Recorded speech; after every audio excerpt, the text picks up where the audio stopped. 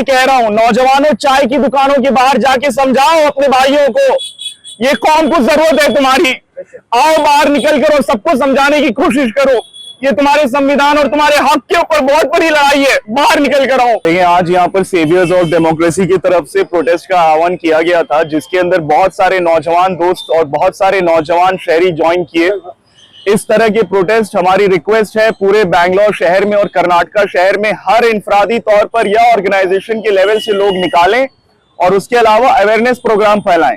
मैं नौजवान भाइयों से बात करना चाहूंगा, मैं अपने बाप दादा की जनरेशन से बात नहीं कर रहा। जो लोग बाबरी मस्जिद के बारे में हमें बताकर कह दिए कि सुप्रीम कोर्ट का फैसला आएगा और हमें बैठा दिया, हमारे हाथ से बाबरी मस्जिद चली गई, ट्रिपल तलाक आ गया, एनआरसी आ गया, अब हमारे पास बचा क्या? इस कौम के पास ना तालीम है ना बिजनेस है, क्या है हमारे पास? अब हमारे जो बची खुची मदारसे हैं, जो हमारे जो ग्रेवयार्ड्स हैं, उनको भी ले लेगी सरकार। तो मैं अपने नौजवानों से कह रहा हूं, नौजवानों चाय की दुकानों के बाहर जाके समझाओ अपने भाइयों को, ये कौम को जरूरत है तुम्हारी। आओ बाहर निकल कर और सबको समझाने की कोशिश करो, ये तुम्हारे संविधान और तुम्हारे हक के ऊपर बहुत बड़ी लड़ाई है, बाहर निकल कर आओ। इंसानों के अंदर जो आम हमारी कौम है, जो मेरे भाई हैं, उनके अंदर गुस्सा भी है, और दूसरी बात यह है कि मेरे भाइयों के अंदर डर भी है कि भाई मैं प्रोटेस्ट को जाऊंगा, मुझे पुलिस पकड़ लेगी, मुझे ये कर लेगी, मुझे वो कर लेगी। पुलिस आपको पकड़ेगी तो आपको डिटेन करेगी, ज्यादा से ज्यादा आपके ऊपर केस करेगी, फिर आपको छोड़ देगी।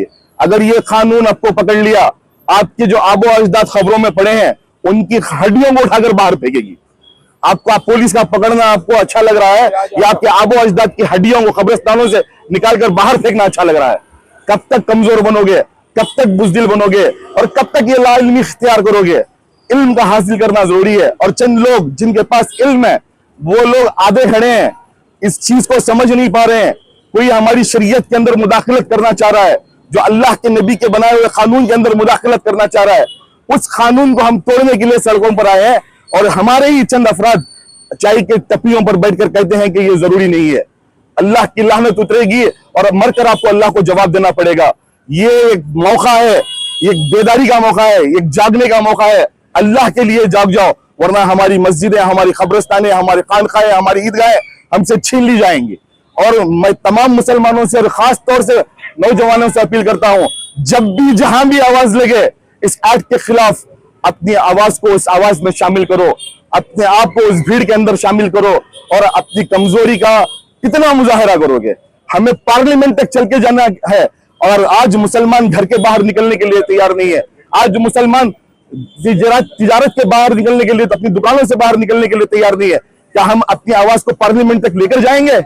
नहीं लेकर जा पाएंगे मेरे भाइयों।